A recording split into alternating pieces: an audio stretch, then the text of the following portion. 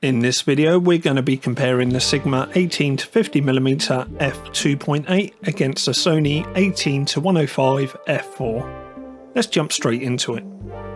These two lenses are very closely matched in price, with the Sigma coming in at £429 UK and the Sony 18-105 £420 UK.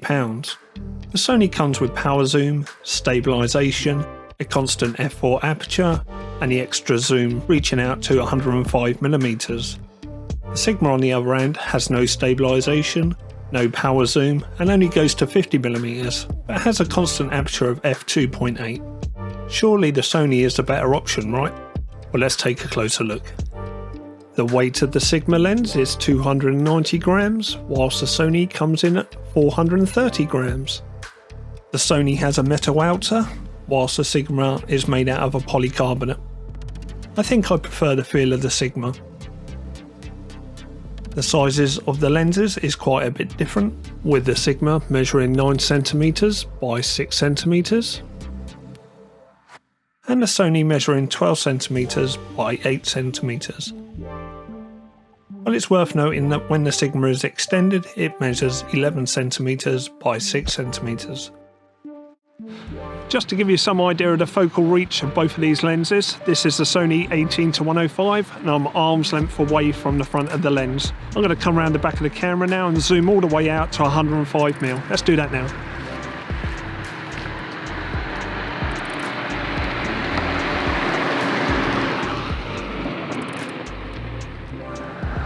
And to give you some idea of the Sigma 18-50mm, I'm again arm's length away from the front of the lens. I'll come around the back of the camera and zoom all the way out to 50mm. Let's do that now.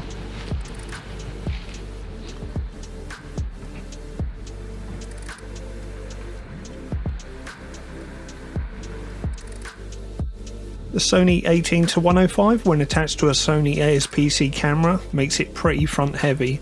Not unbearably heavy, but noticeable. It definitely unbalances the camera in hand, and this can cause problems when trying to use it on a gimbal. The Sigma is a lot more balanced to the two lenses, but can also cause problems on gimbals due to its extending zoom, potentially unbalancing the gimbal. The focus ring and zoom rings on the Sony feel a little loose in my opinion. Not bad, just loose. I would have liked them a little bit tighter. The Sigma has a nicer feeling, tighter zoom ring. The focus ring is slightly looser, but still tighter than the Sony. The power zoom on the Sony is a nice addition, meaning that the internal zoom either extends or retracts just by lifting or lowering the button. Whilst we're taking a look at build quality, it's also worth noting that the Sigma comes with a weather sealing gasket, keeping the water and dust away from your camera internals. Unfortunately, the Sony doesn't come with a weather sealing gasket, which is a little bit disappointing. So this is a stabilization test with the 18-105 Sony lens. Now the stabilization in this lens is actually pretty good compared to the standard kit lens. Admittedly, you need a really strong bicep to hold this combination up. The lens and the camera weigh quite a lot, but it's worth noting that the Sigma doesn't come with any stabilization at all. So let's see how that performs. And this is the Sigma 18-50mm handheld. Obviously doesn't have any stabilization in the lens at all, so this is what you can expect from it if you're handheld vlogging. Now you could mount it to say a Sony 6600 with inbuilt camera stabilization. Let's see how it performs if we do that.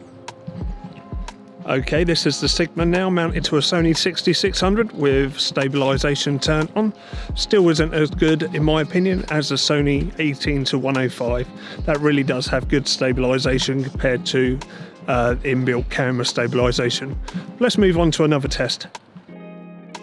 This is an autofocus test with the Sigma attached to the camera, and as you can see it's pretty fast and pretty accurate. Let's switch over to the Sony and see how that responds to focus. And this is the same test with the Sony 18-105. Now it's interesting to note that the Sony appears to be ever so slightly quicker, but just before it hits focus it does this slight pulse. Now there is one other thing with a Sony lens which I want to make you aware of. Let me show you a couple of video examples. Here you can see a video clip, and even though the camera is in continuous focus video mode, it should be in focus, or at worst looking for focus. But the lens just doesn't hit and stays locked out of focus, making the image soft or out of focus. Now this has happened only a handful of times since owning the lens for 5 years, and I've tried to reproduce it for this video but I wasn't able to. I had to dig through old footage to show you examples. Now if you own the Sony 18-105 and find this happens with your lens, please let me know in the comments section and what you think may be causing it. Could it be linked to the pulsing of the focus as mentioned in the focus test earlier in this video? But is this something you should worry about? Well no. Like I said, I couldn't reproduce it for this video and it happens so rarely that I couldn't say it hinders my work with this lens. But it's something that is definitely worth mentioning. The background blur and bokeh from the Sigma F2.8 is obviously going to be better than the Sony at comparable focal lengths. But if you're willing to step back a little bit with the Sony and zoom in with it, then you may be surprised by the result. Because you've got that extra reach on the Sony, as long as you're willing to step away from the subject a little bit, you can actually get surprisingly good results with the f4 aperture, equally or if not better than the f2.8 of the Sigma. But let's get down to the nitty gritty now and find out which one of these lenses actually gives us the best image quality. I'm going to show you now some side-by-side comparison images with both these lenses at different focal lengths and different apertures. Hopefully YouTube hasn't compressed them too much and you can see the difference, but I will give you my thoughts. This is just a small sample of the images I took with both the lenses, and on review I found that the Sigma at all focal lengths and apertures was the sharper of the two lenses. In fact, the Sigma is incredibly consistent with sharp images across the board. Sony on the other hand was good, but had varying degrees of softness. The wider the lens was on the Sony, the softer the images seemed to be. It never once matched the Sigma for sharpness. The contrast and colours also from the Sigma were much better, where the Sony was flatter and lacked contrast. Let me zoom in 200% and hopefully you can see these differences. This is the Sigma zoomed in 200% at 50mm, and here's the Sony at 50mm zoomed in 200%. This is the Sigma again at 200%. Notice the contrast, sharpness and colours. Let's swap over to the Sony. And as you can see, it's not as sharp and the colours and contrast is a bit more flatter. And that is the story of these two lenses. The Sigma was always sharper than the Sony. The Sony was always a little bit soft. If we take a look at two portrait shots, the sharpness of the Sigma is a lot easier to see. Let's swap over to the Sony. Not bad, but definitely a little bit softer. Now earlier on in the video I said that this lens and camera combo can be quite hard to balance on a gimbal, but if you can get it balanced then you're in for a real treat. You see the lens has such good stabilization, and on a gimbal then you're in for some really smooth footage. Let me give you an example. Now I would just like to point out this is not me walking that is producing such smooth footage. I walk like a pirate with a wooden leg. This is all down to the lens and the gimbal producing such smooth footage. If that's something that you do with your camera, then definitely this is the lens to go for. The lens stabilization when paired up to a gimbal is just simply superb. Another added bonus with the Sony lens is you get a focal readout length on the back of the camera's display telling you exactly how far you've zoomed out. Unfortunately on the Sigma you don't get this. All you have to go off is the numbers printed on the lens, which can be a bit problematic, especially when you're trying to match two lenses up to exactly the same focal length. For example, you want dead on 40mm, well you can't do that, you have to guess. Now minimum focus distance on both these lenses is quite interesting, with the Sigma coming in at 12.1cm. Now I'd like to point out that this minimum focus distance isn't from the front of the lens but actually the sensor on the camera, meaning that your subject can be right up close to the front of the lens. The Sony on the other hand, yeah, you may want to reconsider doing close-up macro photography with this lens because its minimum focus distance is, well, far, like really far, 50 centimeters actually. Let me show you what these look like in comparison to each other. This is the Sigma lens, and this is the Sony. Now we've had a look at the background blur and bokeh you can achieve with these lenses, but how do they perform in low light tests? This is the Sigma F2.8 and you're going to have no problems with this lens at all. Let's have a look at the Sony though. And here's the Sony, and whilst you can get away with low light performance with the f4 aperture, you just got to work the camera a little bit more. It's right on the limit of what you can get away with the Sony ASP-C cameras, I find. Notice also that the image is a little bit softer than the Sigma. Let's just change back to the Sigma again. And back to the Sony, and as you can see it's just a little bit softer. So what is my conclusion to both these lenses?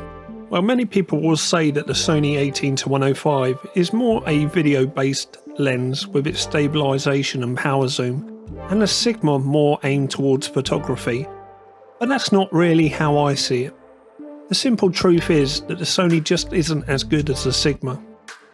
The Sony is a good lens, but it's not the sharpest. It's just a good all-round lens with good imagery, good reach and very good stabilization. The Sigma on the other hand is an exceptional lens. It's sharp at all focal lengths and apertures, it's compact, light, its contrast and detail is superb. Okay, it doesn't have the reach or stabilization of the Sony, but Sigma sell it without these features because they focus solely on image quality. And what's the most important thing for any lens? Well, for me, it's image quality. Does that mean I won't keep the Sony? No. Like I said, it's a good lens, and there will be times when I need that stabilization and reach that the Sony offers. I might have to work a bit more in post to try and get the best out of the images, but the lens is still good. But I would always try to use the Sigma before resorting to the Sony. I guess it comes down to what you prioritise in your photos or videos. Is image quality more important than stabilisation and reach? That's for you to decide. So back to my conclusion, why do I score these lenses?